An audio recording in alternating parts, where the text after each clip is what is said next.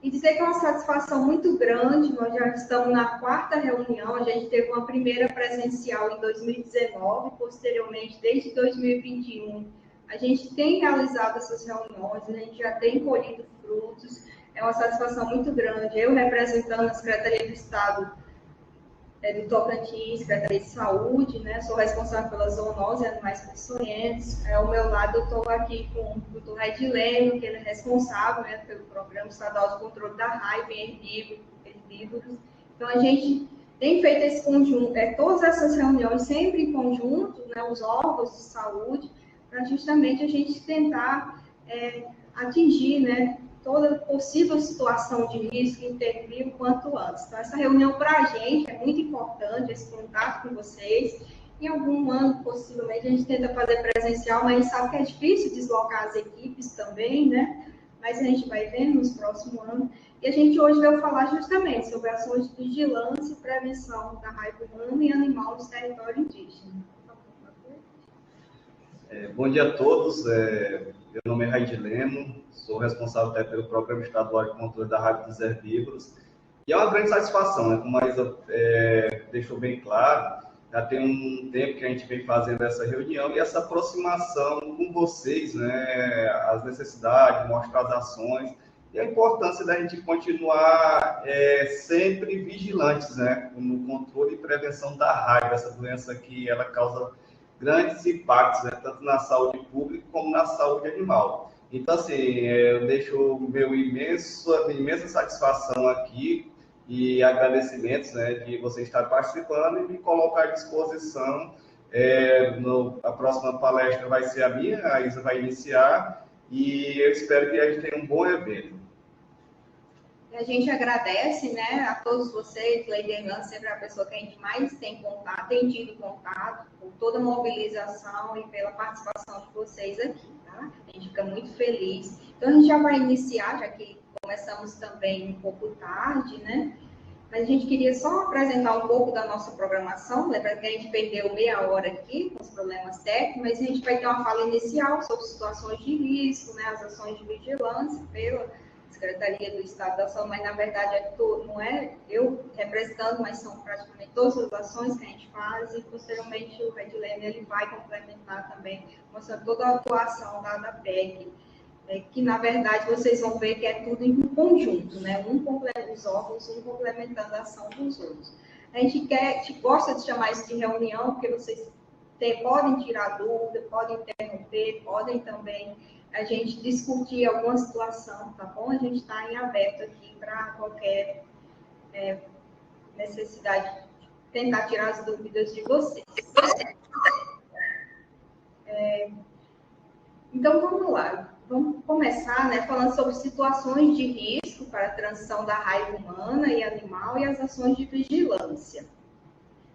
Primeiro, falar muito pouco sobre a raiva, mas eu queria começar com essa frase: a raiva mata, seja o ser humano, seja o animal doente, né? Ela é transmitida por mordidas, arranhões, lampeduras de animais doentes, e tem uma série de seres vivos que podem adoecer e transmitir, que são os mamíferos. A gente sabe que é uma doença viral, ela causa uma encefalite aguda, né? Levando a óbito progressivamente, seja a pessoa ou o animal acometido. Quem que pode adoecer? A gente precisa entender isso aqui para a gente se tornar mais vigilante quanto às situações de risco. Todo ser vivo mamífero, incluindo o ser humano, nós somos mamíferos também. Então, todo ser vivo possui glândulas mamárias, amamenta os seus filhotes, né? Tem uma infinidade, uma diversidade de animais dentro do nosso estado, é uma fauna muito rica de mamíferos. Então, assim, a gente precisa estar vigilante quando qualquer situação de risco relacionada a esses animais, certo?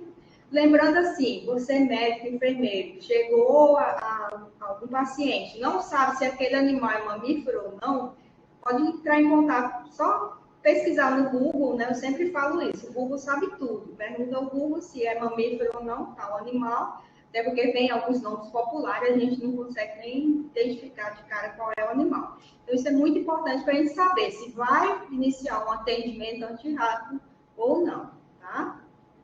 E lembrando dos ciclos de transmissão da raiva, a gente tem 4 ciclos, né? O ciclo aéreo representado hoje pelo nosso principal transmissor da raiva, que são os morcegos, lembrando que eles entram em todos os demais ciclos, né? E tem conseguido entrar até nas vivendas humanas, seja até em área urbana de Palmas, a gente já conseguiu identificar. Tanto aquele morcego que é o não hematófago, que é o não vampiro, quanto os demais. Então, pode haver esse contato, certo? O ciclo silvestre é entre animais, mamíferos silvestres, o mamífero permanece ali, a gente não tem muito como intervir. E o ciclo rural está relacionado a herbívoros domésticos, né? A gente, na verdade, o boi, o cavalo, são os animais de produção, que a gente fala, né? E cão e gato, a gente relaciona como ciclo urbano. Mas se a gente verificar na aldeia, a gente tem praticamente a possibilidade da ocorrência simultânea de todos esses ciclos. Né? A gente sabe que tem algumas aldeias que podem estar mais próximas das cidades, mas a maioria delas elas estão em ambiente mesmo rural, silvestre. Né?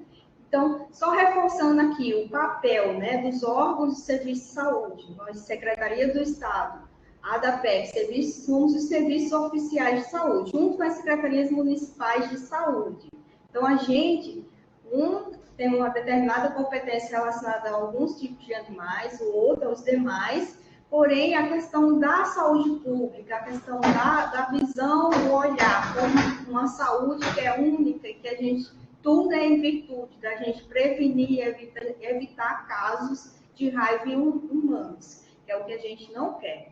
Os animais vão ser os sinalizadores que está ocorrendo ali a transmissão, tem a presença do vírus. A gente espera que primeiro comece com os animais para haver tempo da gente conseguir evitar em humanos, tá?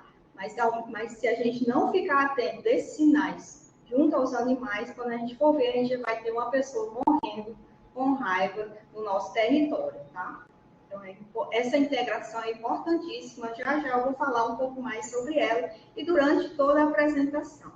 Agora, vamos entrar detalhadamente nas situações de risco. Porque vocês, como profissionais, equipes de saúde, os territórios, vocês estão lá, estão verificando, acompanhando a população, vocês precisam identificar qualquer situação de risco imediatamente para a gente conseguir intervir, tá?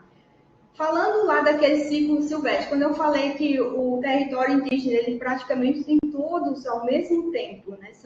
A gente tem uma presença próxima às aldeias indígenas de muitos mamíferos silvestres e morcego, como eu falei, não é só em aldeia, gente.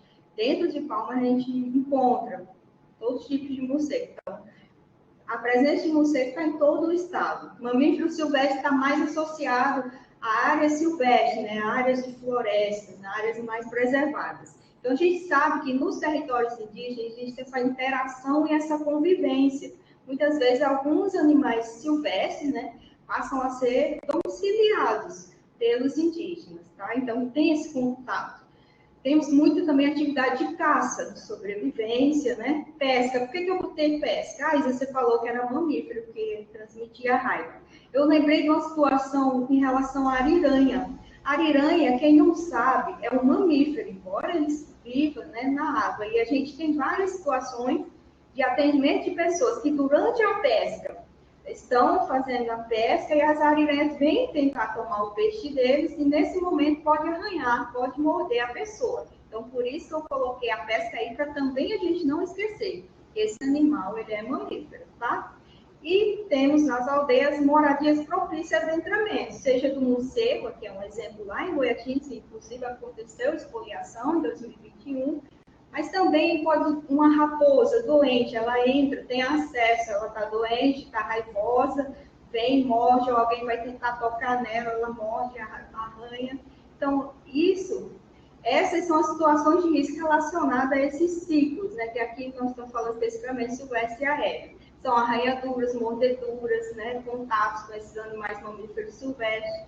A presença desses animais suspeitos pode acontecer. Vocês têm que estar atentos para avisar o quanto antes, no caso do mamífero silvestre, avisar a Secretaria Municipal de Saúde, lembrando que esses animais mamíferos silvestres são os de alto risco de transmissão da raiva, ou seja, tem um maior potencial, temos pouco conhecimento relacionado às variantes do vírus rápido nelas, né? Não conhecemos direito o período de incubação, mas a gente sabe que há uma grande possibilidade de transmissão da raiva. Então, tem que ficar atento.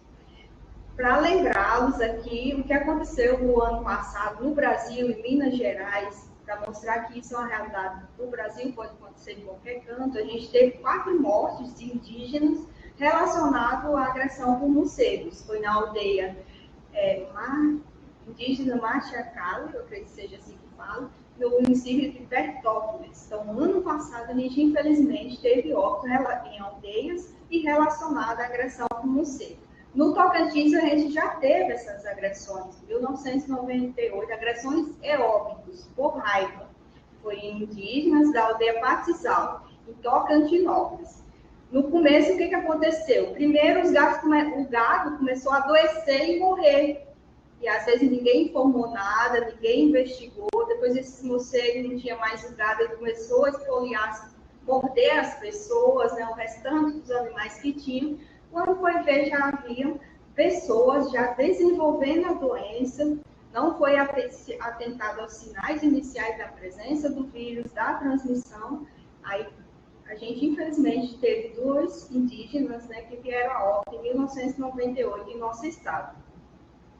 Já que na visão da gente, que a gente conseguiu intervir e evitar casos de raiva, a gente já teve uma atuação, inclusive, das equipes de vocês, né, que identificaram imediatamente um risco. Vocês identificaram que vários indígenas na aldeia nova, lá em Goiatins, em 2021, estavam sendo esfoliados, mordidos, né, por morcego. Rapidamente a gente conseguiu encaminharam esses indígenas para fazer o esquema, né, completo, que vamos Silvestre sobre 4 doses, e os demais da aldeia, como havia risco, como havia aquela possibilidade de alguns indígenas estarem escondendo, né, alguma informação, às vezes até saber que foi esfoliado, não avisar, a gente optou, né, de acordo com aquela determinada situação, a fazer a profilaxia em todos da aldeia.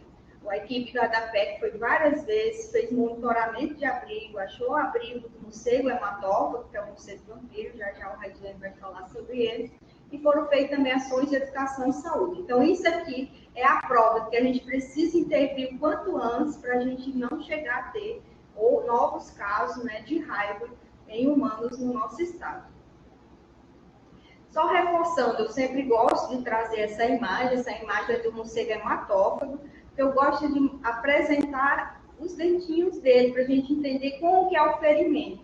Vocês, como equipes de saúde, vocês precisam olhar para o paciente, né, lá para o indígena, qualquer ação que você for fazer, ficar atento aos mínimos sinais.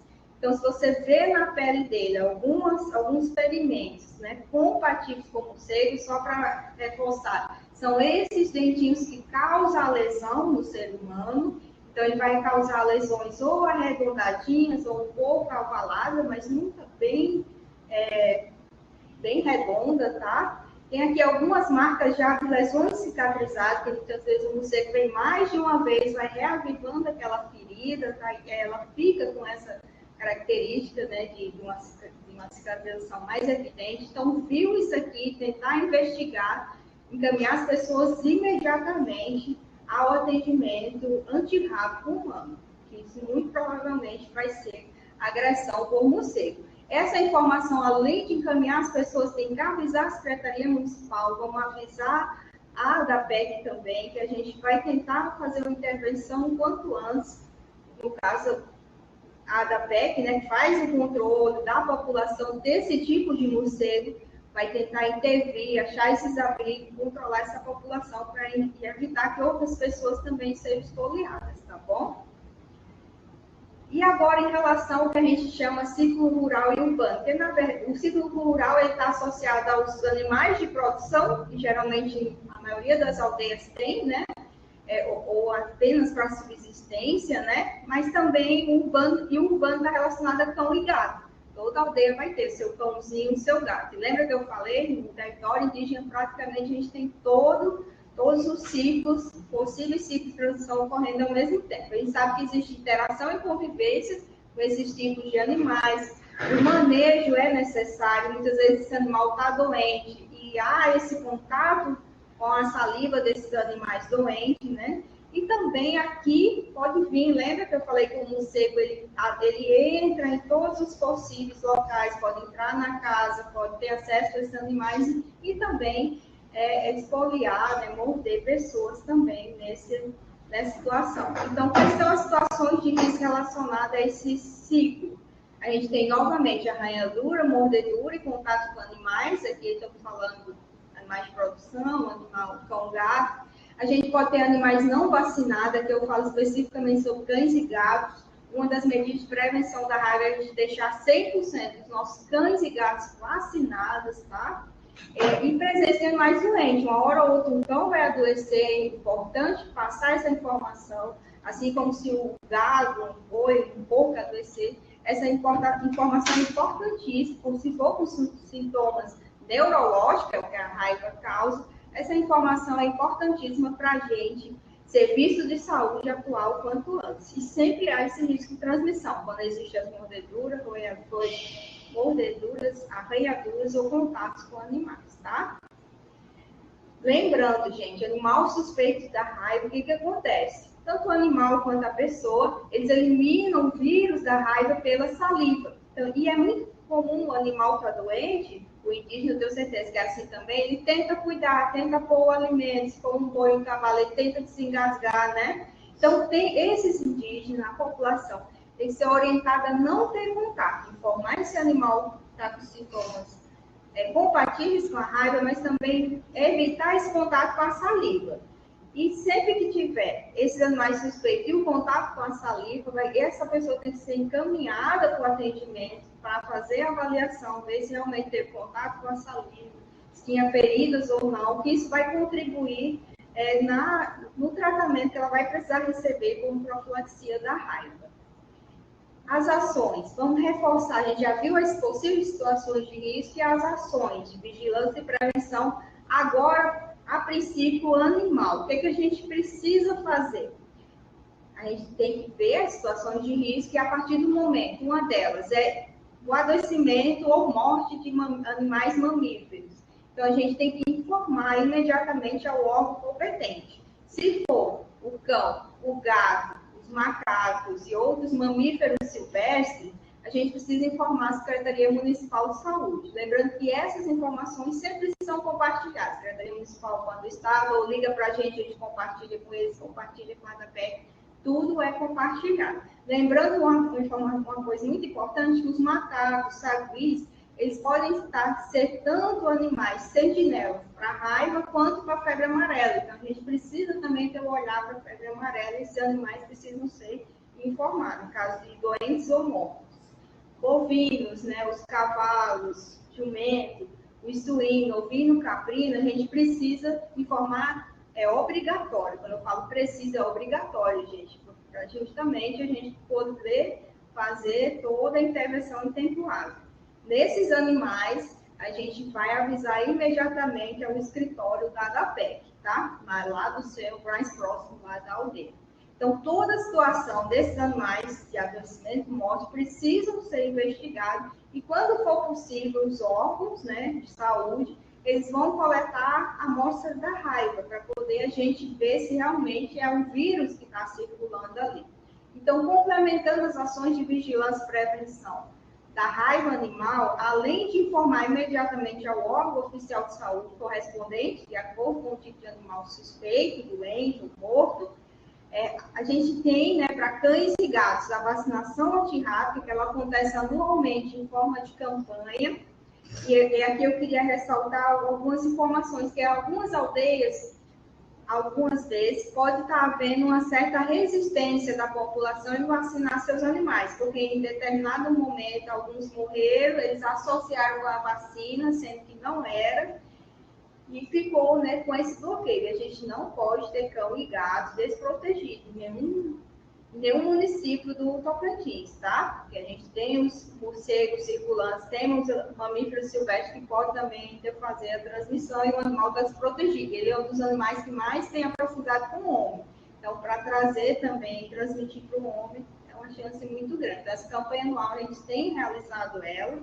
Fora da campanha, quando os animais estão no gato, tem contato com o morcego, ou tem contato com algum outro animal suspeito, informação se for cão ou gato ou outro mamífero que for suspeito de raiva, também a gente vai precisar fazer uma vacinação que a gente chama de foco, que é uma vacinação reforçando, pegando aqui mais aquela determinada região que a gente vai criar um bloqueio, tá? A informação é importantíssima, visada a pé com que também, sobre animais agredidos por morcegos. Se tem animais agredidos, vai ter o morcego hematófago lá. E outra coisa muito importante, já o Raideiro vai falar, sobre a questão dos abrigos. Essas informações também, abrigos de morcegos hematófagos, são muito importantes também para a atuação do órgão da PEC e para o controle, a prevenção da raiva, tanto de animais quanto de humanos. Outro ponto que eu queria muito reforçar aqui, quando a DAPEC precisar entrar no território, precisar fazer essas investigações, buscar abrigo, é muito importante que a informação chegue certinha e tenha alguém que acompanhe eles, porque os territórios são muito grandes. Então, essas informações, e no momento que eles adentram a aldeia, geralmente eles pedem a permissão, né? Mas é muito importante que alguém esteja lá guiando, levando nesses locais informados, tá bom? E ações de educação e saúde junto à população, para identificar animal suspeito, para ver alguma situação de um animal mordido por uma raposa, por exemplo, isso é muito importante, certo? Então, todo tipo de situação, alertar em relação que a raiva, esses animais adoecentes podem transmitir ao ser humano, é muito importante, tá bom? Campanha de vacinação. Esse ano ainda não realizamos, em 2023, a gente tem a previsão para o segundo semestre. Por quê? A gente faz uma compra de material. Esse material a gente distribui às secretarias municipais, né? Toda essa organização de campanha é a Secretaria Municipal de Saúde do seu município que vai realizar, mas eu queria reforçar a importância do apoio e colaboração de vocês, dos territórios, em acompanhar, em ajudar, e aqui ações de educação e saúde é uma ação que tem que ser anterior e durante a campanha.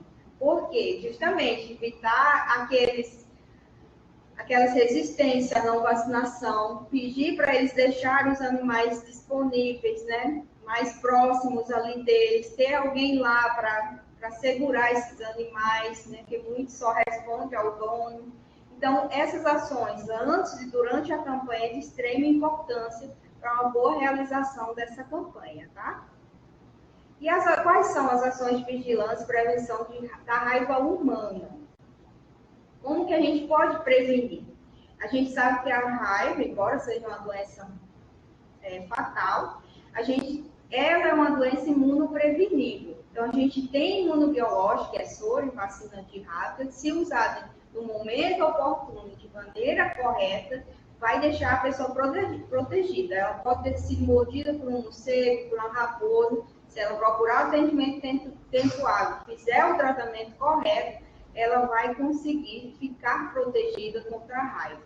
A gente tem um cartaz de mesa, eu não vou me detalhar sobre ele aqui, mas, gente, é importante que todas as equipes, médico e enfermeiro, tenham esse cartaz para atuar. Geralmente faz um primeiro atendimento, né, no polo básico, para depois encaminhar para alguma unidade, onde ele descreve qual seria o protocolo, o que seria recomendado de acordo com o tipo de animal e o tipo de lesão, ou contato, agressão que essa pessoa sofreu, tá? Eu posso deixar disponível e encaminhar posteriormente para ser repassado a todos vocês. Outra coisa que eu quero muito que vocês se atentem é quanto ao aprazamento correto das vacinas. Quando os esquemas requerem um esquema de 4 doses de vacina, a gente tem um esquema que a gente chama o 03714, que eles são contados em dias, tá? São relativos às 4 doses de vacina, e existe um intervalo que é necessário ser respeitado,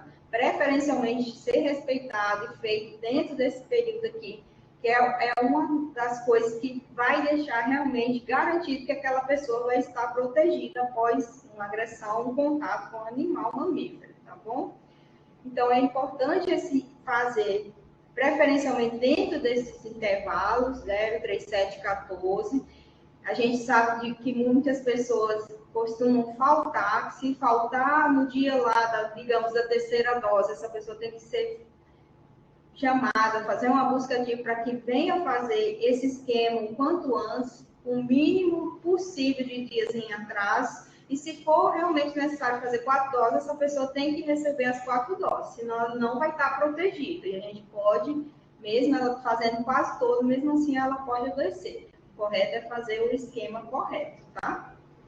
Então, toda pessoa agredida ou em contato com animal suspeito, né, de raio, contato de saliva, eles precisam buscar imediatamente esse atendimento, certo? Vão ser avaliados conforme a agressão e o animal associado. Tem que fazer o uso correto e oportuno dos imunobiológicos, certo? Conforme a prescrição médica. Ele tem que completar esse esquema, como eu falei, esquema incompleto não garante a proteção contra a raiva. E essas pessoas também têm que ser notificadas como atendimento antirrábico humano. Essa é uma ficha do nosso sistema de saúde, que é o sistema SINAM, né? Onde a gente preconiza que todo acidente com animal potencialmente transmissor da raiva tem que ser notificado como atendimento antirrábico. E é essa notificação, a prescrição correta e a conclusão correta desse esquema que vai evitar que a gente precise um dia preencher uma ficha de raiva humana com a pessoa com sinais clínicos de raiva, que muito provavelmente ela vai vir a óbito. Então, só reforçando a importância da notificação, eu sei que vocês nos polos base são também unidades notificadoras, então é muito importante sempre notificar, colocar essas informações, acompanhar o paciente e garantir que ele receba todo o esquema correto e completo, tá? E só complementando as ações de vigilância e prevenção para a raiva humana, né, além dessa enviar imediatamente essas pessoas para a profilaxia da raiva, a partir de uma agressão ou contato saliva de animais suspeitos ou confirmados para a raiva, o monitoramento desses atendimentos é de extrema importância para a conclusão, já foi falado, e ações de educação e saúde junto com a população. Elas têm que entender que há qualquer risco, havendo qualquer risco, buscar imediatamente que a raiva mata, que a raiva a gente não pode brincar, que ela tem que completar o esquema, tá bom? Corretamente. Alguma dúvida, pessoal? A parte que eu tinha para apresentar é essa, eu só queria deixar uma mensagem, que inclusive é uma mensagem que eu deixei na outra reunião, que fala assim, os riscos sempre vão existir. E a gente viu que o território indígena é um território muito rico, né? De animais, né? De condições favoráveis à transição da raiva. Mas nos resta educar, vigiar e proteger sempre. Então, nossa missão como profissional de saúde é sempre monitorando, observando, vigiando e em qualquer situação de risco, intervir o quanto antes. E falar para vocês que a gente não é só vocês que vão trabalhar a saúde dele. Vocês, junto com a Secretaria Municipal, a Secretaria do Estado de Saúde, a ADAPEC, todos nós somos responsáveis por educar, vigiar e proteger sempre. Vocês que estão lá estão vendo qualquer situação. Pois não, senhor. Oi, pois não. Eu queria fazer algumas observações, eu não sei como vai ser da agora para frente, parece que você está encerrando a sua parte aí. Você falou que o esquema são 4 doses. Repete aí para mim, por favor. São 4 doses, o 0, 3, 7 e 14. O senhor pode ver que entre o 0 e o 3 são 3 dias. A gente nunca vai contar com o dia 0. Por exemplo, se ele tomou a primeira dose hoje... 30. Tudo bem, só que falhou na que você estava falando, falhou o 0. Tá, eu queria outra observação. Seu Coutinho, só uma coisa. Lembra do cartaz de mesa que eu mostrei lá? Aquele cartaz tem que ser seguido, porque tem alguma situação, por exemplo, se a agressão for cão ou gato, ele estiver sadio e observável. Nessa situação, a gente vai só observar o animal, não vai iniciar nada. Tem situação de agressão por rato, por coelho, por hamster. Esses animais não precisam fazer a profilaxia. Aí já é diferente, se for animal de produção, se for um animal mamífero. Aí sim, nesses casos, animais de produção, mamífero, cão ou gato não observável, o esquema de 4 doses, ele é extremamente necessário ser feito. Ele é recomendado, mas nem sempre tem que fazer as 4 doses, tá? De novo, houve uma falha aí para mim. Tá. Você falou de hamster e coelho, o que é? São os animais de baixo risco. O senhor é médico? O senhor Tô. é... Pronto. A gente vai disponibilizar aquele cartaz de mesa que eu mostrei, e Tá nele bom. está lá qual é o animal e você vai classificar em contato indireto, leve ou grave. Eu não quis me deter aqui, porque a gente quer mais falar sobre as situações de risco e tudo mais.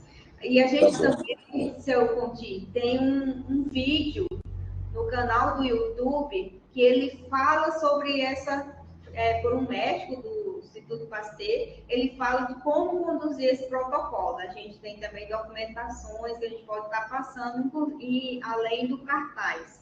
A gente não quis estender tanto nessa parte mesmo, que é específica mais para médico enfermeiro, mas principalmente a questão do olhar para vigilância e prevenção, tá? Mas a gente vai reformular e eles entregam.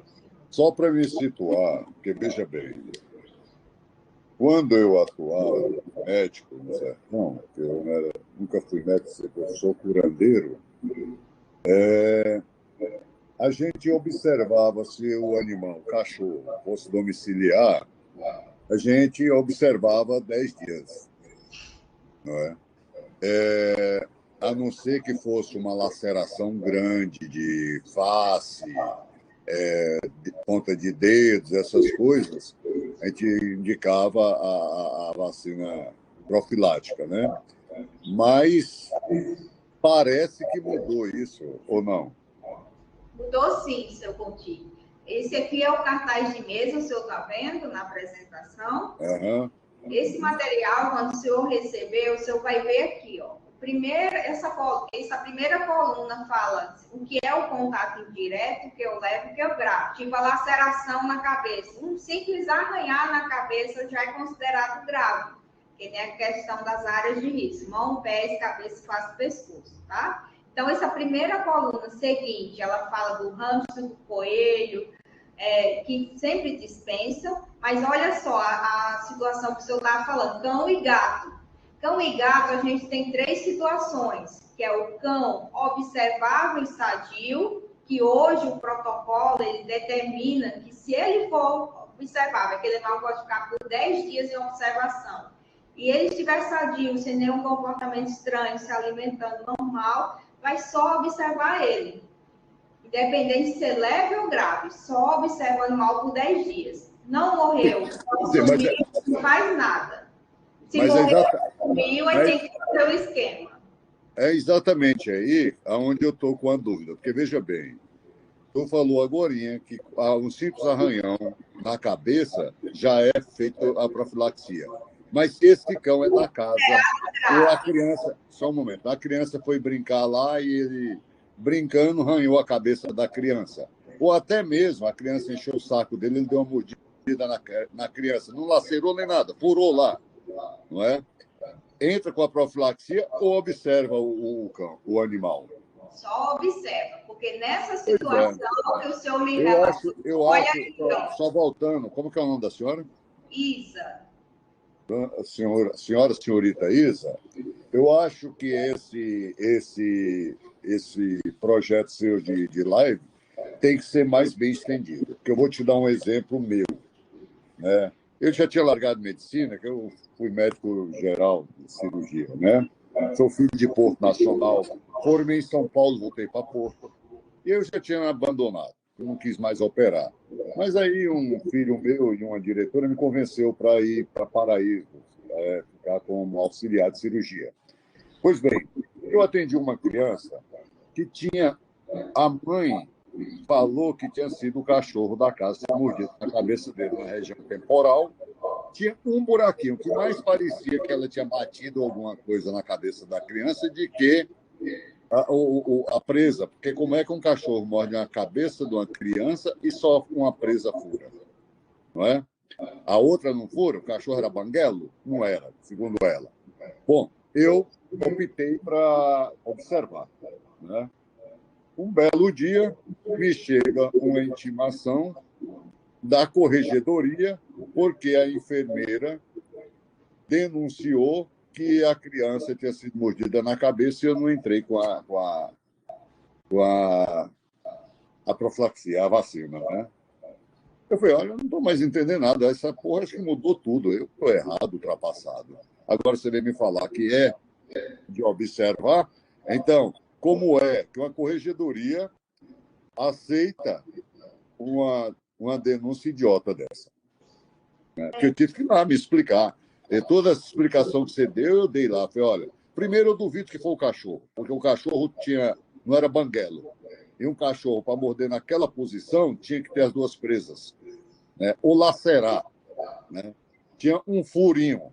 Eu acho que foi até maltrato daquela porra, daquela velha, que arrumou alguma coisa na cabeça da criança, depois chegou lá falando que era cachorro. Eu respondi desse jeito, né? E veja bem, o hospital era de Paraíso, tá?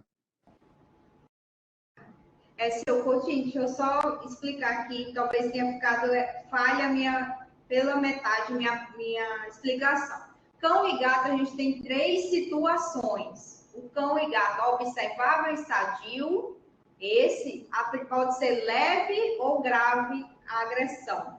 Vai observar ele por 10 dias, não iniciar nada, até 10 dias. Não morreu, não sumiu, encerra. Porém, se dentro desses 10 dias ele morrer ou sumir, aí sim, o que for leve vai ser 4 doses. Mas isso que você está aí, falando é desde que eu era estudante. E era assim.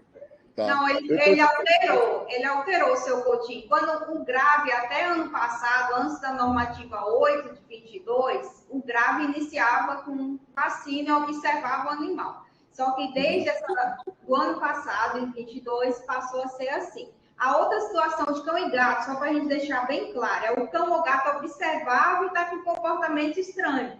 Aí já é outra situação, aí já inicia, tá? E a terceira situação é o cão ou gato não observável. Isso aí você não vai contar com observação. O leve é 4 doses, o soro não, tudo bem.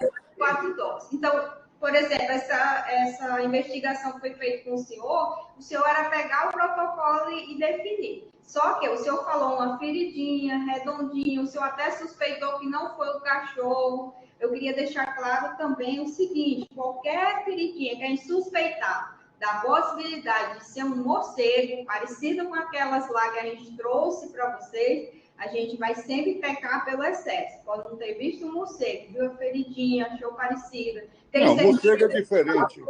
Não foi o cachorro, se for o caso de realmente suspeitar que não foi o cachorro, a gente entraria com o tratamento como sendo morcego. Não. Esse caso aí foi o cachorro, ela viu o cachorro. Pronto, então seria a observação dele, já que ele era de casa, ele era observado, estava sadio, era vacinado. Dentro de 10 dias não morreu, não sumiu, não faz nada. A gente vai deixar à disposição esses casos. Outra questão, só para... Porque aqui eu trabalho em aldeia, sabe? Outra questão é se tem uma laceração. O cachorro é de aldeia, mas não está amarrado nem nada, não é? Espero de um dia para o outro para iniciar ou inicio na hora que acontece que eu sou comunicado? A gente vai ver, seu Coutinho, a questão se, mesmo ele estando solto, ele está ali na aldeia, alguém consegue identificar ele por 10 dias e acompanhar o quadro de saúde dele?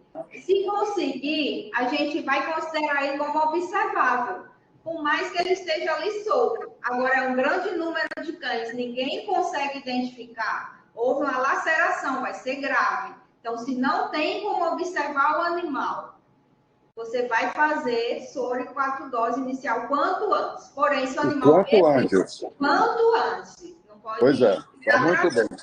Está muito bem, porque a norma que estavam exercendo aqui não é essa. Eu tive um caso, quis trazer o paciente para começar a falar que não, que ficava assim mesmo para observar e não foi feito. Tá. Aí teria que definir se realmente é observável ou não. Igual eu falei, não, tudo bem. Pode ser identificado entre os demais, tá bom? É o mais rápido possível, né? Sim. Essa arranhadura que tu fala aí, Porque eu já tive casos da pessoa que o gato unhou. O gato de casa, unhou a cara da criança. Né? E aí? É observável. Pela unha se faz? Ou não? Ou é só pela mordida? Seu Coutinho, sempre cão e gato. Eu preciso que vocês entendam 3 situações. Cão ou gato? Primeira situação, observável e sadio. É uma situação. Está aqui nessa coluna, ó. Vai só observar por 10 dias, independente se leve ou grave. Segunda situação de cão ou gato. Animal é observável, mas está com um comportamento estranho. Aqui já alterou, ó. Vocês Exato. não conseguem ver. Não, tudo bem. Mas não consigo não, mas eu vou esperar chegar esse cartaz aqui.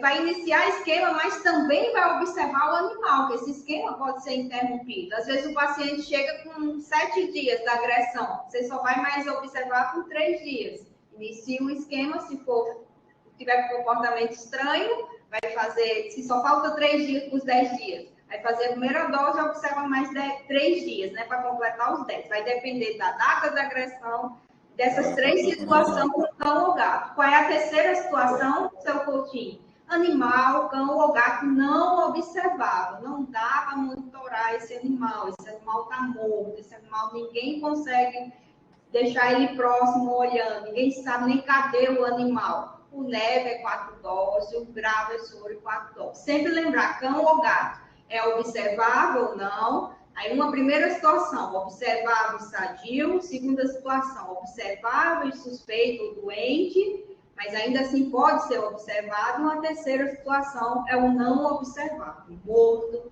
doente, desaparecido, tá? Tá bom. Muito obrigado pela explicação. De nada. E depois o senhor recebe... Eu não estou tão burro e tão desatualizado ainda. Ah, não. Tá bom? E com cartaz vai ficar bem fácil do senhor acompanhar. Agora vê se manda esse cartaz. Tá? Vou mandar hoje mesmo, tá bom? Aí eu já mando. Oba, vamos ver. Eu queria o telefone para confirmar se chegou. Bom dia a todos. Vou dar continuidade. Ele está um pouco atrasado e vou tentar ser o mais sucinto possível, né? A DAPEC tem essa parceria com a Secretaria de Estado de Saúde, justamente porque a gente sabe que a raiva tem que ser integrada. Não adianta a gente separar a saúde animal de saúde pública, né? Então, o objetivo do programa da raiva é diminuir assim, os riscos para a sanidade animal e saúde pública, né? Evitando prejuízo econômico e decorrendo da enfermidade. Então, a Isa já mostrou um pouco do ciclo silvestre da raiva, né? Eu não vou mais adentrar detalhadamente nisso, mas a raiva, diferente de outros programas sanitários, ela não tem cura, né? Até alguns casos de cura, eu expressei mal, que foi em 2 pessoas, mas que ficaram com sequela. Mas, assim, a erradicação da doença não é possível, né? Principalmente pelo ciclo dela peculiar, que ela tem esse ciclo silvestre, né? São os 4 ciclos de transmissão, e no qual o principal transmissor hoje na zona rural é o morcego hematófago da espécie Desmodus rotundus. Aqui é só para demonstrar um animal que a gente atendeu de raiva. O animal, ao apresentar os sintomas, quais são os sintomas principais dos animais? Eu gostaria que vocês, ao observar qualquer tipo de animal relacionado a isso, que seja um animal que se afasta do rebanho, ele diminui o apetite, ele começa com tremores, né? Salivação excessiva, e posteriormente ele começa a cambalear, até chegar em decúbito, né? Que é ele deitar de lado. E na tentativa de se levantar, ele vai ter os movimentos de pedalagem. Você pode ver aqui nesse animal aqui, a tentativa frustrada de tentar se levantar e sem conseguir, porque os membros estão paralisados, né? Então, assim, a raiva, ela tem todos esses sintomas clínicos em bovinos, equinos, parecido, e também ovinos e caprinos.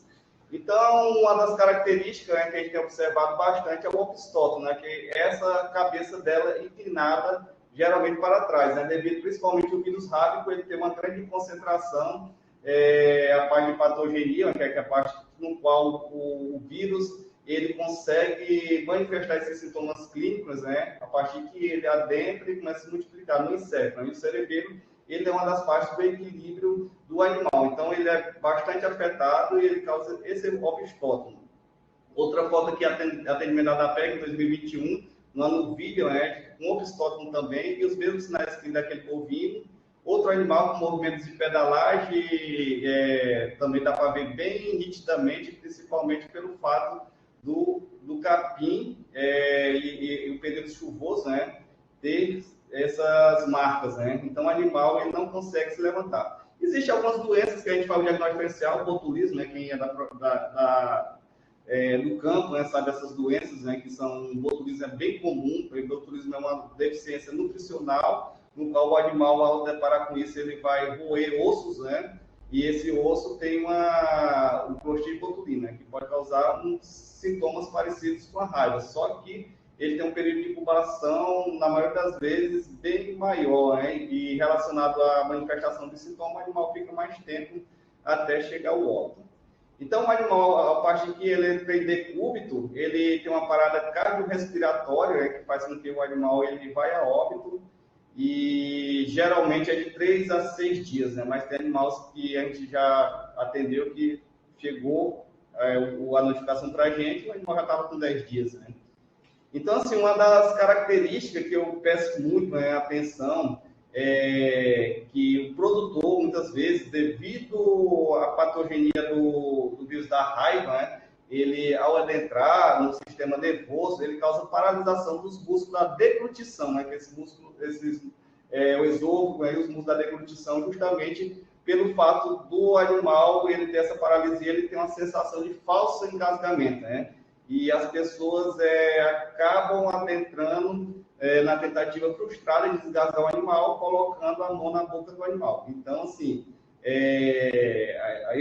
a DAPEC, junto com a Secretaria de Saúde, tem toda essa vigilância, né, para que, quando ocorre isso, tomar as medidas cabíveis, né, sanitárias cabíveis.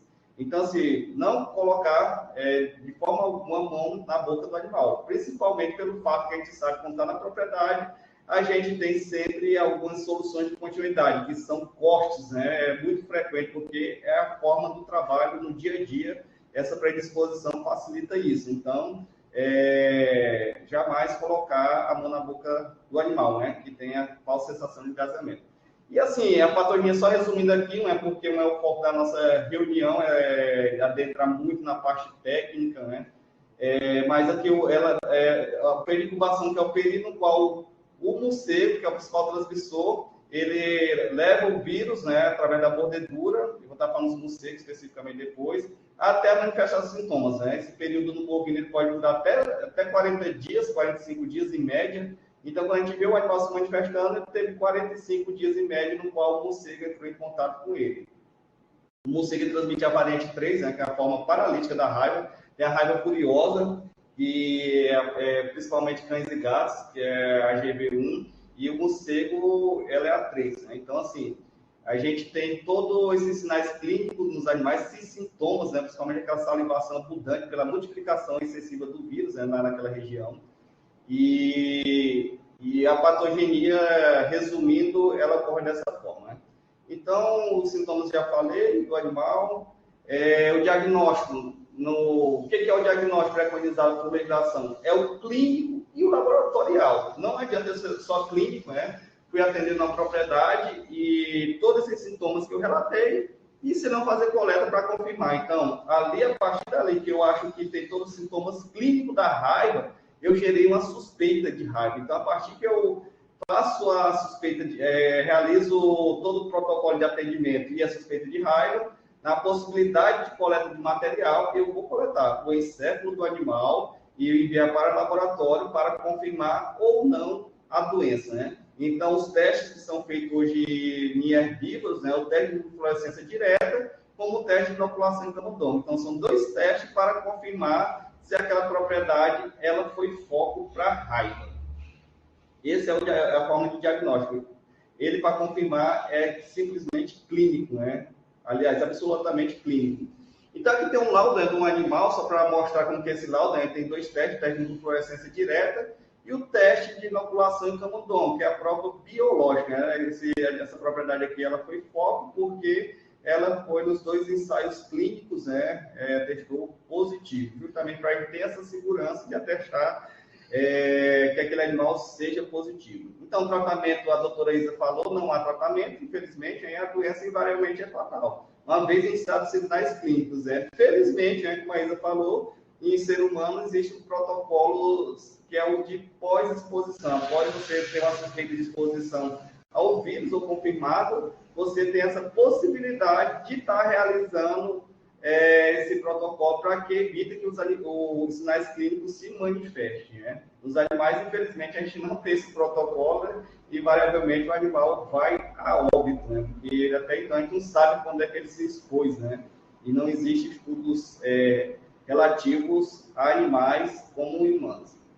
Então, a profilaxia, o que seria a prevenção, né? A prevenção, ela consiste principalmente na imunização de animais susceptíveis. O que seria essa imunização? A imunização, ela ocorre principalmente na vacinação daqueles animais a partir de 3 meses de idade, que são animais primovacinados, ou seja, receberam a primeira vez a dose, depois a repetição com 30 dias e depois anualmente. Então, aqueles animais que receberam todo esse protocolo, uma vez ao ano, ele tem que ser novamente imunizado, né? Uma coisa é vacinação, outra coisa é imunização, mas não é o foco aqui, mas a vacina, quando ela tem que ser aplicada de forma adequada, na idade adequada e no período adequado para que ela possa ter uma proteção adequada para o animal. Outra das ações de prevenção é o controle populacional dos desmodos rotundos, que é o principal transmissor da raiva, está falando especificamente desse animal, e outras ações profiláticas, que é isso, as vigilâncias ativas, né? É o nosso trabalho aí na ponta, né, de cada um, ao verificar um animal doente, ou qualquer situação de espoliação de sugadura humanos e pessoas. Essas vigilâncias outros métodos, né? E a educação sanitária, que é a educação em saúde, ela é fundamental para quem tem esse esclarecimento quando ocorrer isso, para a gente fazer um feedback. Então, assim, tanto a Secretaria de Estado de Saúde como a DAPEC, ela precisa muito de vocês aí na ponta essa conscientização para que volte para a gente e a gente tomar as medidas cabíveis contra a doença, né? Então, aqui está um exemplo de vigilância ativa, a gente levando informação ao campo, diretamente ao campo, aos produtores, né? Isso aqui foi uma notificação de suspeita de doença, ela foi até confirmada. Aqui as vigilâncias ativas realizadas no semestre, né? Só na regional, só para dar um exemplo aí, na regional de Colinas, por 175, no regional de Colinas, regional de Pedro Afonso. Então, são as vigilâncias ativas, que são aquelas vigilâncias onde o médico veterinário vai até a propriedade para saber se houve histórico de animais doentes ou se naquele momento está ocorrendo alguma possibilidade da raiva, né, na região. Então, a gente tem todo esse trabalho de vigilância ativa na Agência de Defesa Agropecuária. Esse aqui foram os animais vacinados no primeiro semestre de 2022, né? A gente chegou a fechar esse número, eu não atualizei aqui, mas esses 3 milhões virou mais de 5 milhões de doses, né? A gente tem um rebanho de bovídeos, mais de 10 milhões, mas a gente conseguiu imunizar para a raia de 50%, então foi um número muito bom. Os casos de raiva, né, você vê de 2015 tem essa série histórica, não tinha fechado esses números, 2022 a gente fechou com 23 casos de raiva confirmados no estado de Tocantins, então tudo isso demonstra que ainda existe a circulação viral no nosso estado, né, e no Brasil, né? Então, assim, a gente trabalhando todas as ações de defesa sanitária junto com a saúde, né, todo esse trabalho, a gente vem diminuindo casos, infelizmente, a raiva não vai desaparecer, mas o objetivo da gente, com todas as ações, a responsabilidade quanto à saúde pública e à sanidade animal, é fazer com que ela esteja controlada, né? Então, você vê que 2020 foi um ano atípico, que teve a pandemia, teve apenas 7 casos, mas isso aqui foi devido àquela questão toda da Covid, né? Que o pessoal não queria nem receber na propriedade, mesmo sendo um serviço essencial. A Isa e eu não paramos, né, mesmo na pandemia, que a gente sabe da importância da raiva, a raiva ia parar, né, porque teve o coronavírus. É só uma brincadeira, mas ela continua, então a gente fez todo esse trabalho, mas a gente teve dificuldade justamente pelo fechamento das propriedades e não receber a gente, né? Então esse número eu não me alegro, né? Seria muito bom se tivesse diminuído essa prevalência em 7, mas você vê que ela voltou à normalidade. 24 e depois, em 2022, foi 22 casos, né? Que foi fechado. Não, eu tinha falado 24, mas foi 22. Ações realizadas pela equipe de captura de morcegos hematófagos, né? Número de morcegos hematófagos de 2019 a 2020 foi mais de 3 mil morcegos hematófagos tratados, né? E vou estar falando especificamente como que funciona. O número de visitas realizadas pela equipe de captura, aí por regional, vocês podem observar de Araguaína a Taguatinga, né? As ações. O número de morcegos hematófagos que foram registrados nesse tempo de visitas, né, por regional. O número de morcegos hematófagos capturados no estado de Tocantins, né, por regional. Então, assim, um total dessa série de anos foram mais de 14 mil. Então, um trabalho bem extenso no estado. Aqui demonstra, como a Isa falou, sobre os abrigos, né? Os abrigos de morcegos hematófagos são os abrigos naturais ou artificiais. Os naturais são o quê? Cavernas, oco de árvores, furnas. Os artificiais são o quê? Poeira, cisterna abandonada, casas abandonadas. Então, esse mapa aqui, onde está em preto, demonstra todos os abrigos cadastrados do Tocantins. Então, a distribuição em todo o estado, né? Então, todo o estado existe a presença do morcego hematófago desmodos soturnos. Essas áreas aqui, quanto mais vermelhas, são as áreas de maior risco, de maior relato de esfoliações, né? Aqui é o formulário de demanda de notificação. Todas as unidades locais têm esse formulário de demanda de notificação. Ele é preenchido e, a partir que ele é preenchido, ele é recebido pelo programa para a gente fazer o atendimento a vocês. Então, vocês sabem que esse formulário já existe. Que a ficha...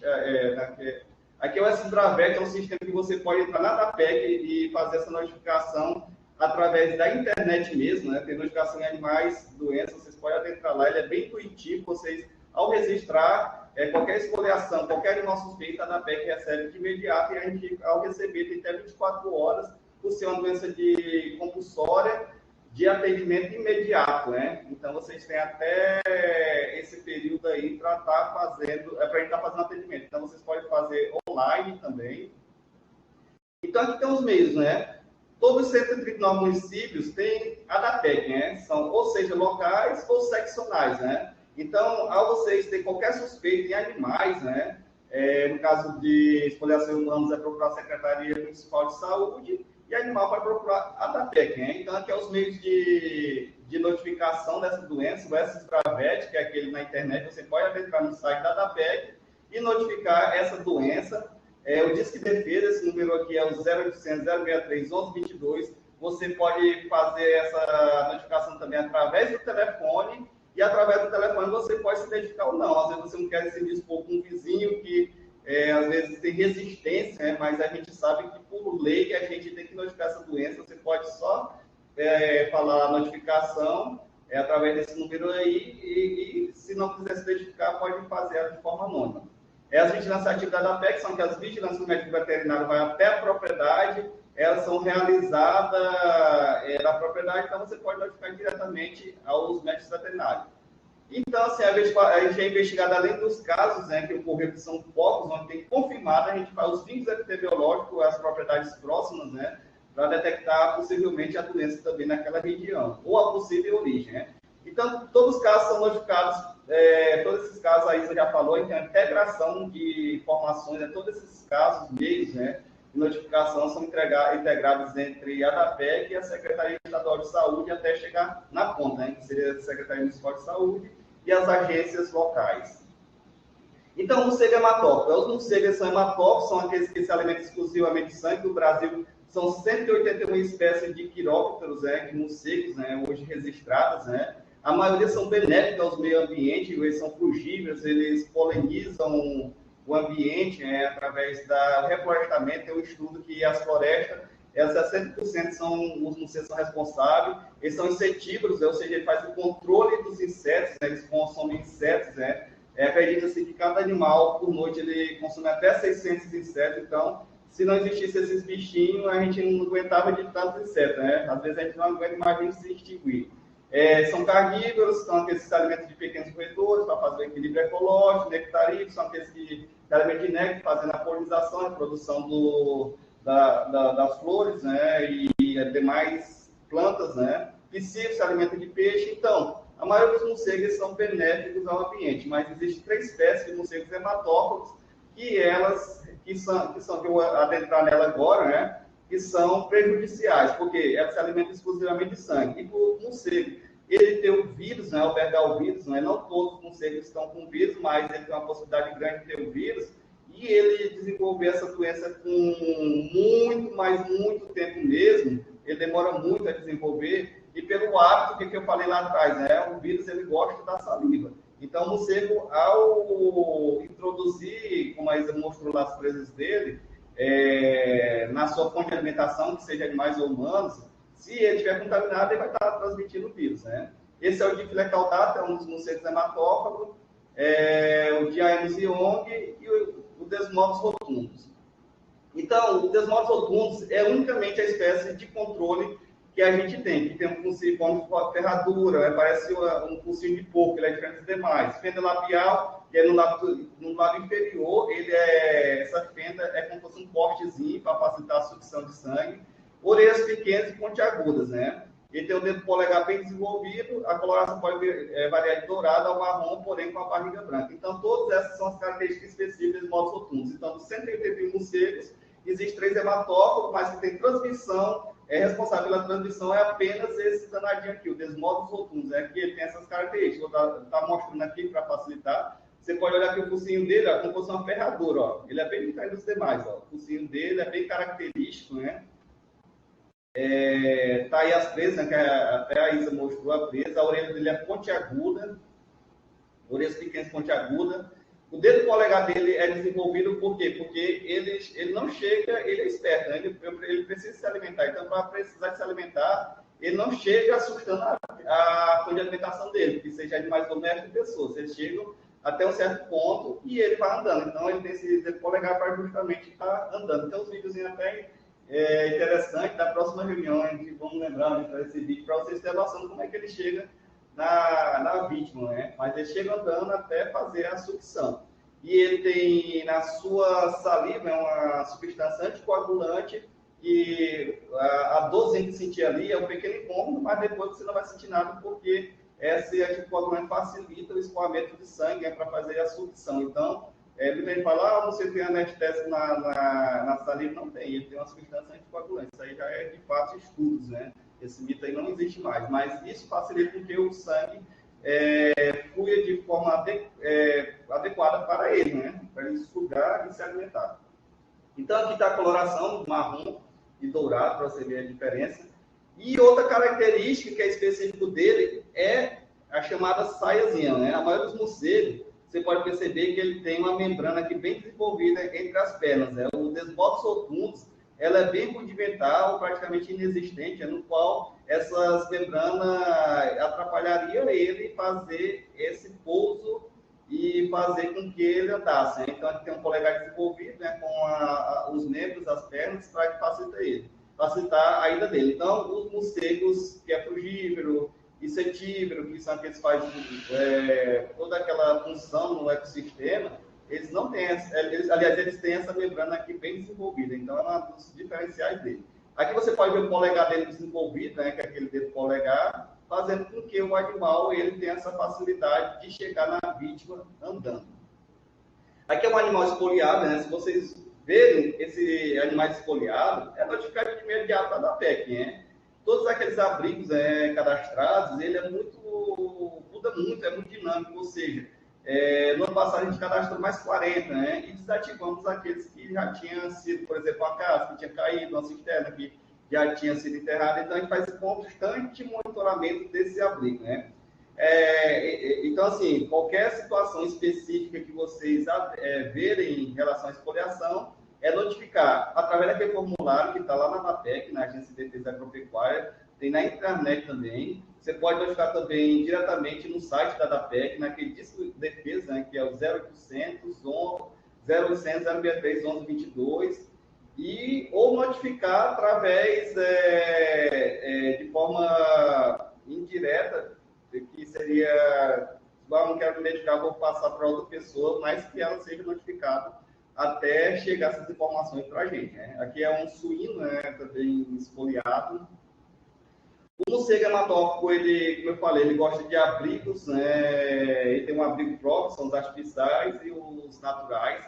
Eles gostam de ambientes escuros, né? Frescos e úmidos, né? Isso aí é essencial para a reprodução dele. Os morcegos hematófagos, eles geralmente eles têm toda uma cadeia de organização, né? Que são os haréns, né? Que são as famílias deles. Então, cada morcego hematófago desse, ele tem um harém, que são os familiares dele, em torno de 20, né? Que seria um macho líder, mais 20 fêmeas com filhotes novos, né? Se for fêmea, vai ficar numa briga, né? Se for macho, quando ele atingir a maturidade sexual, ele é expulso, né? Ou aquele macho jovem expulsa o pai, né? E toma de conta do harém. Então, tem toda essa hierarquia na organização deles, né? Nas colônias. E esses morcegos, quando eles são expulsos, os jovens vão para outra colônia fazer a sua nova abrigo, formando seus haréns também. Então, o morcego tem toda essa organização. E o que seriam os abrigos? Né? Cavernas ou grupos, como eu falei, ovo diabo, cisternas, garimpo, minas, bueiros, galerias e casas abandonadas. Aqui tem um exemplo de grutas e cavernas, né? Por lei, na legislação, Instituição Normativa 05, do Ministério da Agricultura, de 2002, é obrigatório qualquer cidadão, né? Qualquer cidadão, se suspeitar que tem abrigo de morcego hematófago, é notificado à PEC. Né? Ele gosta desses ambientes escuros, úmido e fresco, né? Para que ele possa se reproduzir e se alimentar de forma adequada. Cada morcego desse modo rotundo, ele viaja até 20 quilômetros voando para buscar o seu alimento. Mas, como qualquer outra espécie, ele não é besta, né? Ele vai querer o alimento que esteja mais próximo. Então, por exemplo, se ele tem um alimento ali a 500 metros, para que eu vou voar 20 quilômetros e gastar energia? Ele vai se alimentar ali. E no humano, ele sempre vai preferir as vítimas mais dóceis, mais fáceis, né? Que seriam bovinos, por exemplo. Bovinos, principalmente principalmente não, à noite, né? O bovino ele fica ali quieto, então o animal ele gosta de se alimentar em bovinos. Se não tiver bovinos, ele vai ter aqueles dois hematófagos, que é o dífila e o dianosion, que não, o desmodos rotundos, ele gosta muito de aves, né? Igual o desmodos rotundos não, o desmodos rotundos ele gosta de qualquer espécie. Aí não tem animal, tem pessoas lá, ele vai se alimentar de pessoas, ele precisa se alimentar, né? Ele quer sobreviver. A Isa até demonstrou algumas situações, né, da mordida de morcego, né, aquelas ciganuras.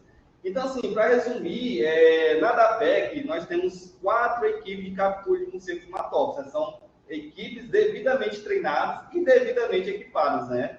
Graças a Deus, né, a gente com muita luta aí no controle e prevenção da raiva, né, com as parcerias com a Secretaria de Estado de Saúde, a gente tem obtido bons números, né?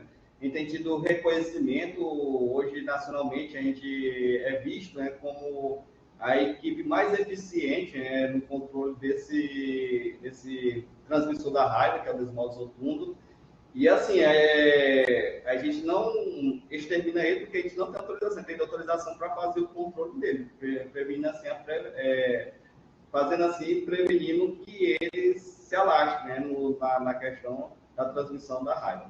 Então, aqui, ó, só para lembrar, ovo de aves é importante, você vê uma barriguda ou qualquer árvore ocada, né, e tem possibilidade de desmontes rotundos. Geralmente, você chega numa árvore dessa, o morcego só se alimenta de sangue, então as fezes dele vai sair sangue, aquele sangue fétido, fedido, né?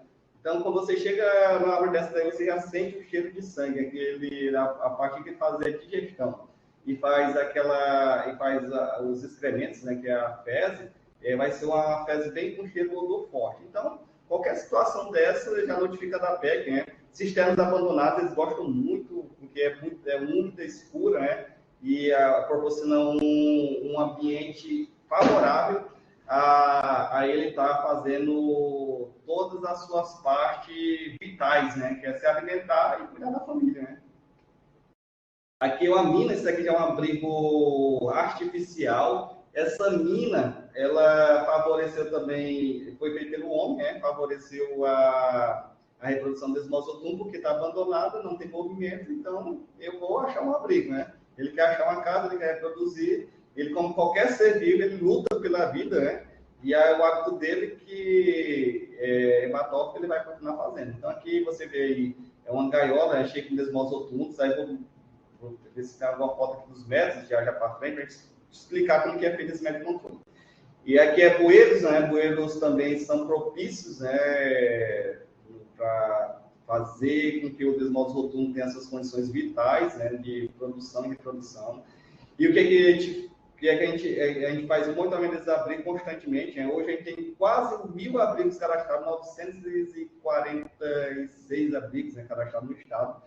Mas isso é muito dinâmico, muda porque a gente desativa e cadastra os novos abrigos. Então a gente precisa muito da ajuda de vocês, né, que está no dia a dia, lá no campo, né, na zona rural, que seja feito todo esse controle para que a gente possa chegar na propriedade, ver se tem condições de ter o abrigo no ciclo do rotundo ou a presença dos mesmos.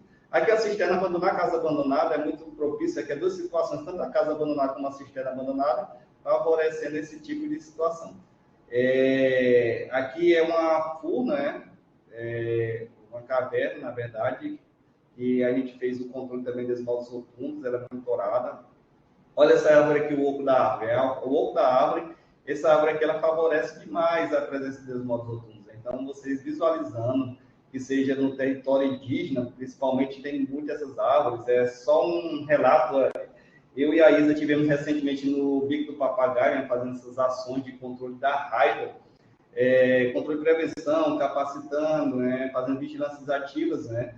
E uma das ações, lá em Tocantinópolis, tem uma ação que a gente faz o controle e monitoramento, é um abrigo já monitorado, que é no território indígena, né? E lá a gente conseguiu capturar 16 morcegos hematófagos, né? Nessa última ação, que foi na semana passada, né, doutora? Então, a importância da gente sempre estar vigilante e não baixar a guarda, né? Esses abrigos, se for um abrigo novo, notifica da PEC, que a gente vai saber se esse abrigo já está sendo monitorado, está cadastrado. Se não for, a gente vai até lá, ver esse abrigo, né?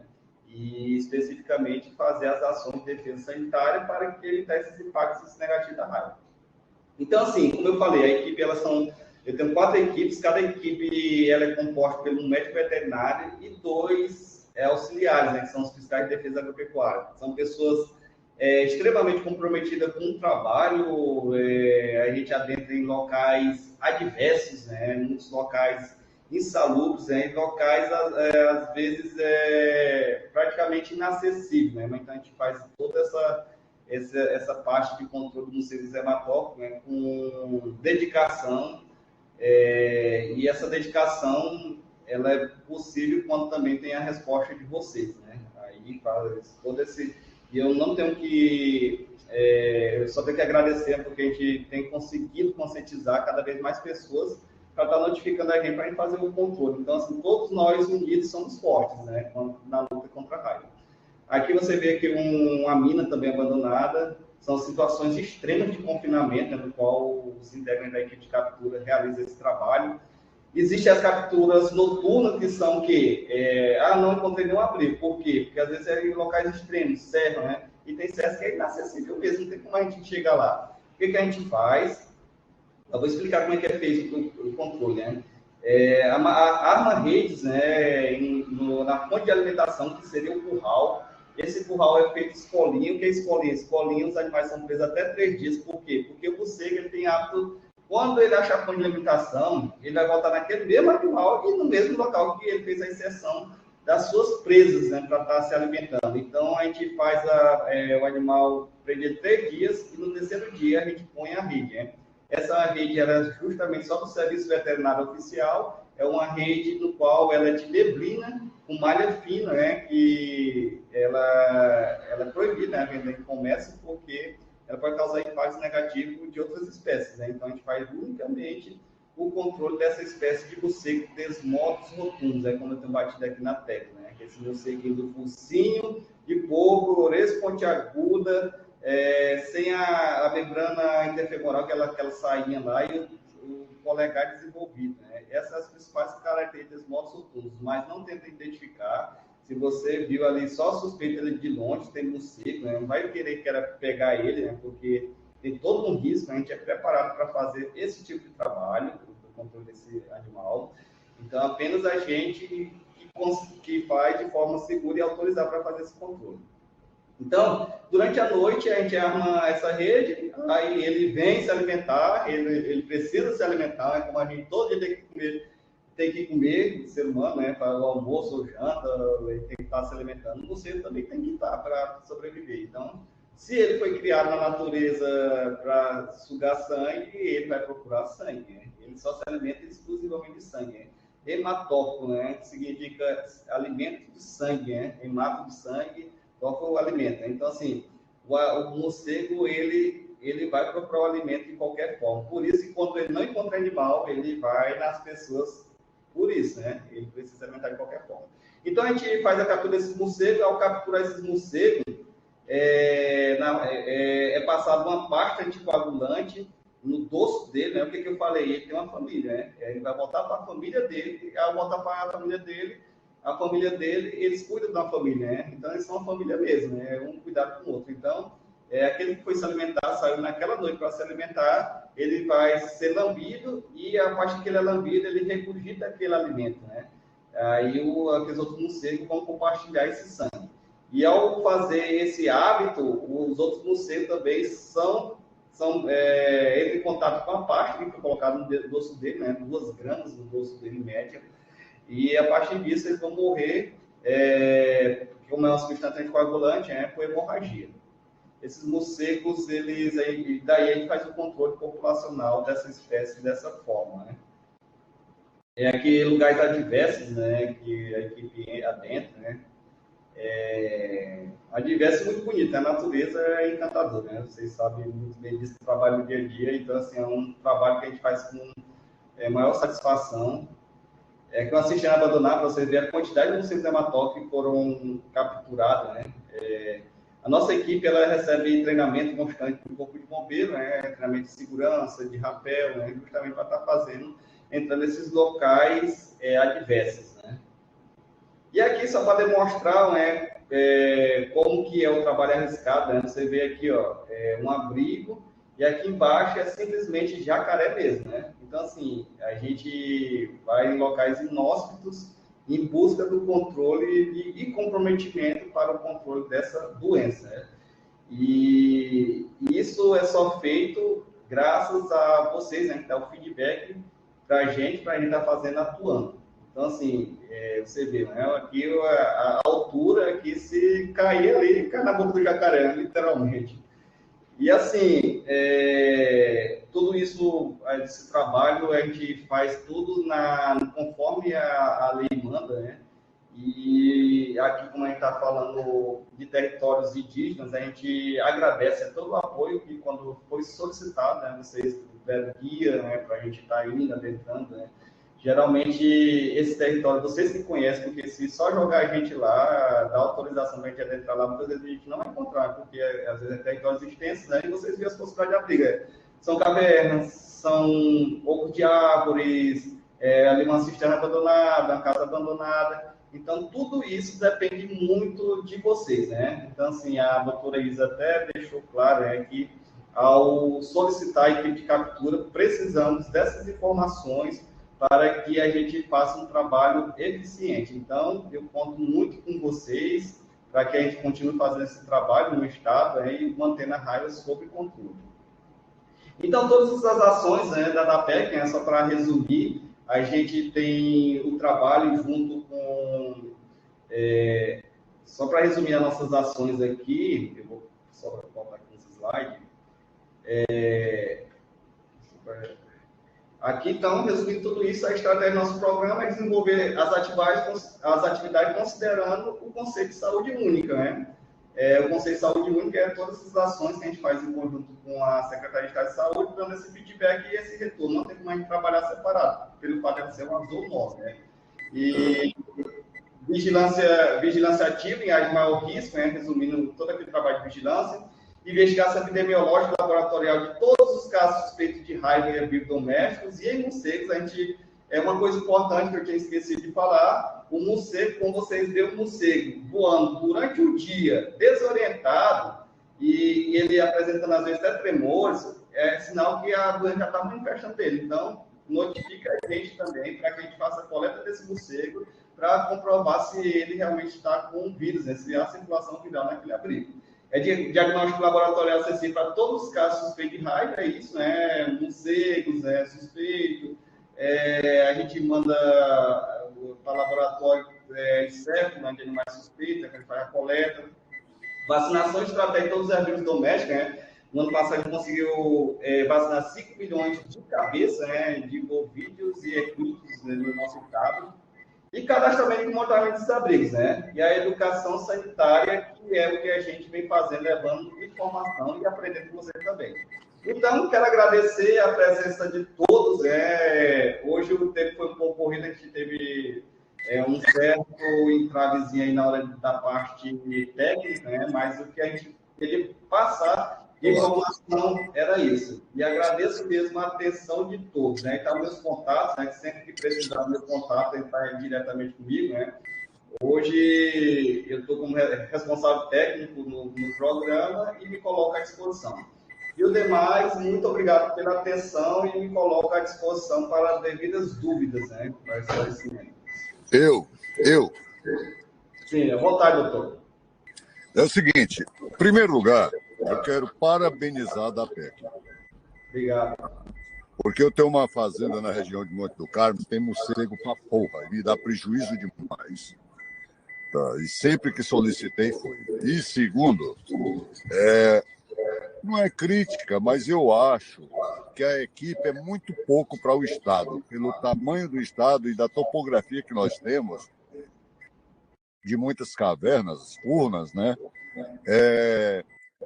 4 equipes realmente é pouco. Muitas vezes liga, parabenizar até a DAPEC de Monte do Carmo e de Porto, sempre me deu uma assistência ímpar. Eu tive casos de raiva em gados, não é? Porque eu não vacinava e eu achava que não deveria vacinar.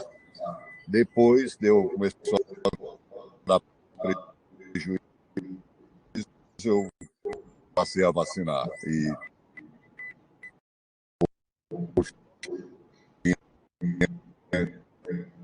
parou. Mas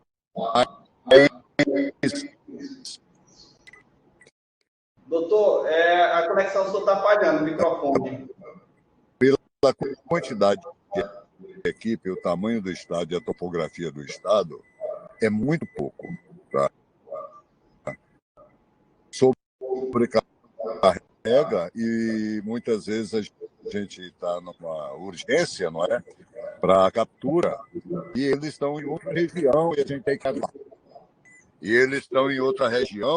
que aguardar. Para poder entrar na agenda, né?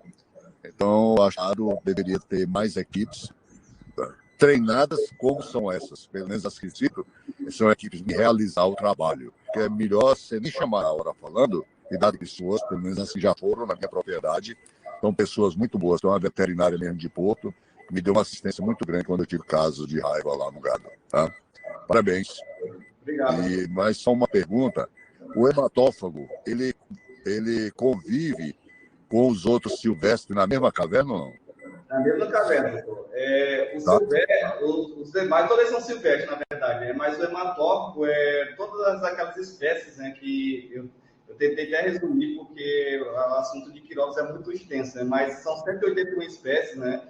E a maioria aquela importância do ecossistema. Então, todos eles vivem na caverna. A diferença é quando você adentra na caverna, que esses morcegos primeiros a sair são as demais espécies. O hematófago, geralmente, ele tem preguiça de voar, né? Ele vai se esconder, né? Ele vai estar ali subindo, né, pelas paredes, né? Quando você chega numa caverna e encontra ele. Não, mas é exato. colônia. E se vocês tiverem essa...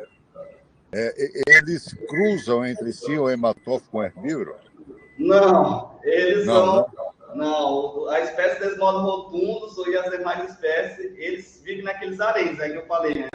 Exato. Exato. Essa organização no qual eles não se misturam as espécies, né? Somente Convivem junto, mas não misturam. Exatamente, numa colônia, a gente chama isso de colônia, né? E dentro das colônias dos arenques, são as famílias de cada espécie e especificamente de cada macho, né? Aquele macho líder. Interessante. O morcego ele é fascinante, esse comportamento dele. É interessantíssimo, né? Acaba ter 20 mulheres e não misturar com a outra raça. Isso é porque não enxerga bem, né? A pessoa se enxergasse.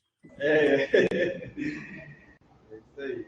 Tá bom, obrigado. Mas aí, doutor Cone, só para esclarecer a questão que você falou entre a equipe, né? A gente, na verdade, tinha 3, né? A gente conseguiu criar mais 3, né? Então, a gente tem uma certa dificuldade pela questão, principalmente, de achar pessoas com perfil, né?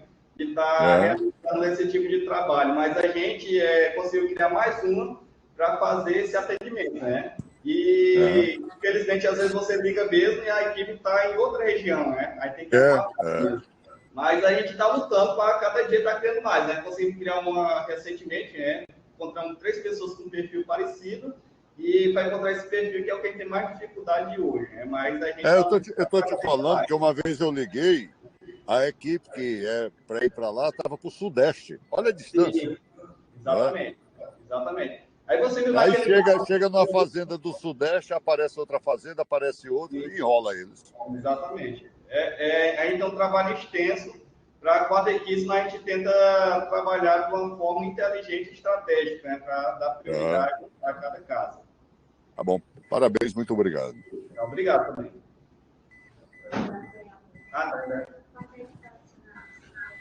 Aí eu peço que seja assinada a lista de frequência, né, para registrar a presença de cada um, foi posta aí pela doutora Isa já. Agora é recente, né? Só ela entrar no link, automaticamente você vai preencher. Leiderlan, levantou a mão, fica à vontade, Leiderlan. Olá, não, era só para reforçar sobre a lista de frequência mesmo, e também relembrar, né, que a gente já encaminhou informando sobre a nossa próxima reunião com a Isa também sobre animais peçonhentos, para o dia 25, né, do próximo mês, considerando que é um período aí onde a gente está no fechamento de relatório, para que a equipe possa estar participando também. E lembrando sempre que a gente tem muito casos, né, de animais peçonhentos, de atendimento orfídico dentro do território indígena. Então é muito importante a participação. Agradecer a Isa, né, pelo convite e a disponibilidade de estar realizando essas webs destinadas para a saúde indígena, né. Agradecer eu estou aqui na dúvida, Raide Leno, correto? Também. Obrigado. Raidileno, pela parceria aí, a gente no momento que precisou da APEC lá em Goiatins, né, na busca dos morcegos hematófagos, a gente teve uma resposta bem rápida, né, em parceria com a Vigilância da Raiva do Estado, né? Então, assim, agradecer a vocês e colocar a disposição. Leiderlan teve um probleminha técnico, pode continuar, por favor. Tem uma falhada, Leiderlan. Repete o finalzinho. E só reforçando que a nossa é 25 de maio, tá, pessoal? Com animais peçonhentos. 25 de maio, correto. Isso, correto. Não só finalizei mesmo com agradecimento a vocês e me colocando à disposição, tá? No que for preciso em relação à saúde indígena, a gente está aqui para contribuir e a equipe diária também, né? E eu não sei se deu para ouvir, mas agradecer novamente a ADAPEC e a Vigilância, né, em nome da Isa, pelo apoio no ano de 2021 na busca lá dos morcegos hematófagos no município de Goiatins, né, nas aldeias que tiveram caso de espoliação. Tá? Só lembrando que lá a informação, eu já falei, né, veio de vocês. Então, a gente precisa receber essas informações de vocês para todos juntos a gente conseguir atuar o quanto antes. E a gente agradece, Leiderlan, você, toda a sua equipe, todo o pessoal que esteve aqui hoje com a gente. A gente quer dizer que está gravando essa web, a gente quer deixar ela disponível no canal do YouTube, que os outros que não conseguiram assistir hoje também possam assistir. A gente precisa dessa integração, né, com vocês, Secretaria Municipal de Saúde, os órgãos da Secretaria de Estado e mais a DAPEC, a gente precisa atuar junto em qualquer pedacinho desse tocantins. Porque para a gente não quer mais ver ninguém, né, vindo a óbito por causa de uma doença, que a gente poderia ter se atentado à situação de risco, prevenido e caminhado essa pessoa para o tratamento. Então, a gente tem vários sinais que vão se mostrando para a gente se atentar, ficar atento, não descansar, não deixar de vigiar, porque se a gente descansar uma hora ou outra, a gente pode ter um novo caso. Então, a gente agradece, eu quero agradecer especialmente você, Leiterman, que sempre nos ajuda na mobilização, junto com as equipes dos Escolas Básicas de C. Queria agradecer a presença de cada um de vocês. Hoje, o doutor Coutinho, uma maravilhosa participação também, perguntando, né, trazendo um pouco do que ele viveu. Se tivesse mais alguma outra dúvida, a gente estaria aqui para responder. A gente já mandou uns materiais via WhatsApp, mas eu vou mandar também, tá, Leiterman, um e-mail, mais material que você repassa. E logo que tiver o link disponível dessa videoaula, que agora vai virar uma videoaula, né, a gente vai disponibilizar para que vocês multipliquem para os demais das equipes, tá bom? E só agradecimento ao prazer muito grande. Eu queria só complementar aí um pouco, para você ver o quanto. Está ouvindo? Sim. Estão ouvindo? Sim. Hã?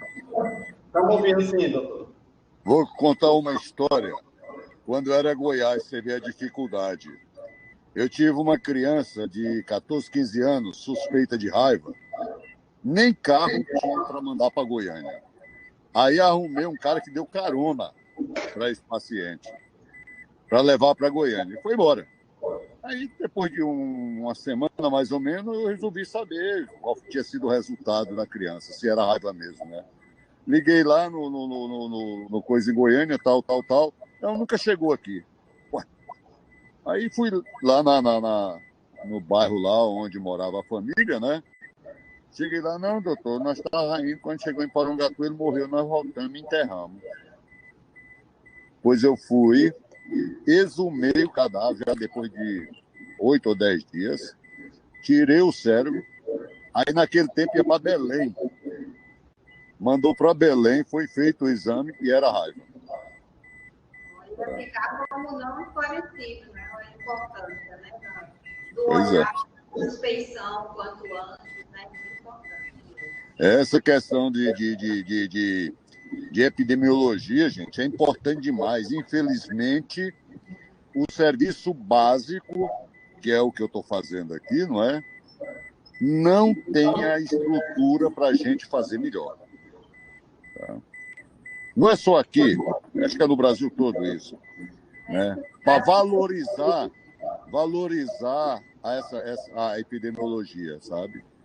Para dar mais ênfase na hora que descobrir, suspeitar de uma coisa, ter a estrutura para investigar. Sabe? Obrigada, doutor Coutinho. Queria agradecer também a DAPEC, né?